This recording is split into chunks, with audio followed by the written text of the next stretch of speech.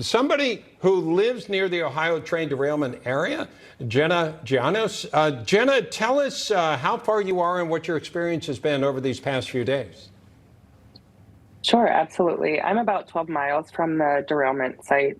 I've actually spent a lot of time just trying to gather resources for the people that are a little bit closer and more in dire need of assistance and help.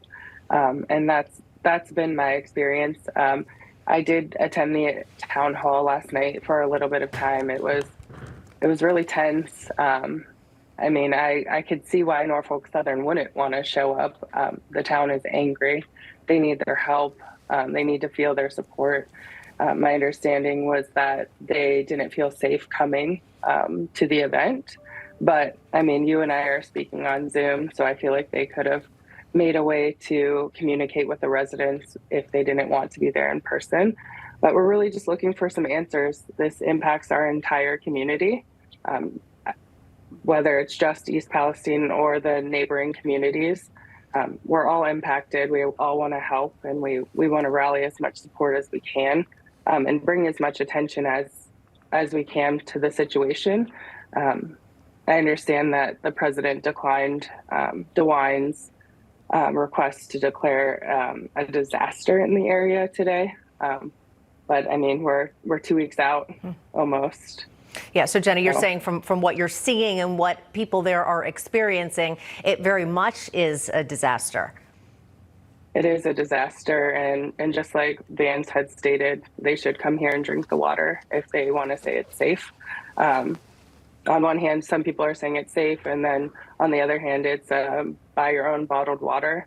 I think we've gotten a lot of resources from within the community to donate some water and funds and resources, but I mean, FEMA should be there. These people need our help. Yeah, I'm curious what kind of efforts people could make to help the people there, what they need that people might be able to send. And I'm also curious whether you trust the information you're being given from public officials.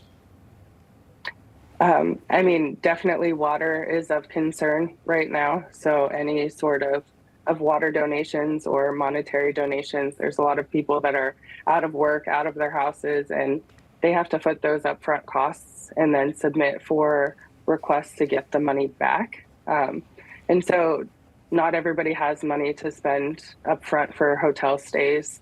So I think that would be a place where people could go.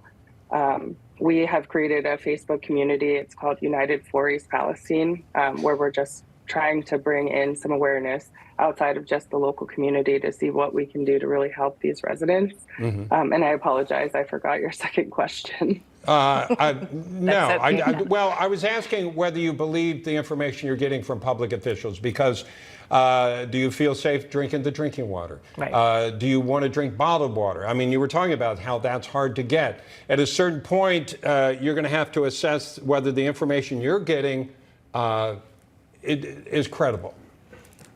Right. And yesterday when we heard from officials, there were words like "I think" and "maybe." It wasn't a lot of confidence in the officials speaking or sharing that information. And by officials, I think like Senator Brown was at the meeting. What I do know is the mayor cares so much, and he is advocating for that community. Do I personally feel safe drinking the water? I don't know. We hear a lot of different stories. Sometimes it's okay and sometimes it's not. Personally, we have younger children. We've switched to bottled water at my house. I'm not within that 1 mile radius. I'm 12 miles out, but all of their waterways connect into the Ohio River, which is where we get our water from. Right, right. And so, and that's right. And the Ohio River, as you know, goes along Pennsylvania, Ohio, West Virginia, Kentucky, down to the Mississippi. So a lot of people could be affected if it gets out of control, right? Right. Yeah. Yes. Jenna, thank you so much for talking with us. We really wish you the best with all of the challenges you have there. And I think a lot of people look at this and feel like in some ways the government and the media have failed you. And we hope that changes in the coming days and weeks. Yeah, Jenna, quickly, in that Facebook page you mentioned United for East Palestine. Is that correct? That is correct. Okay, appreciate it. We encourage people to look there and see what you can do to help these communities in this very difficult time. Thank you. Thank you. Thanks for having us. All right, Evs. When we come back, we're